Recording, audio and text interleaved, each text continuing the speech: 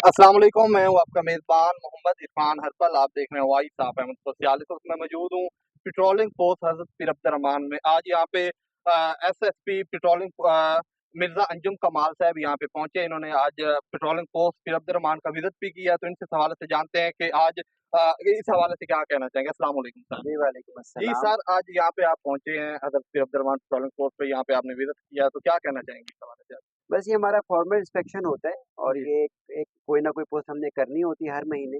उसका बेसिक मकसद ये होता है कि वहाँ पर कोई कमी कोताही है, कोई चीज़ ऐसी है जो इग्नोर हो रही है, जिसमें हम मज़ीद बेहतरी कर सकते हैं, इसलिए इंस्पेक्शंस की जाती हैं। अभी यहाँ के मैंने इंस्पेक्शन की है, बड़े अच्छे इन्होंने मेंटेन की भी है।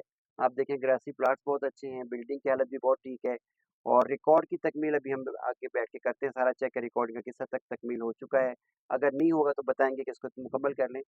क्योंकि इंस्पेक्शन का बेसिक मकसद कोई सज़ा देना नहीं होता। जी ये होता है उसकी बेहतरी की जगह। ज़ाहिर है अब ये अवाम के टैक्सों से बनी हुई बिल्डिंग है, अवाम के टैक्सों से मिली हुई गाड़ी है।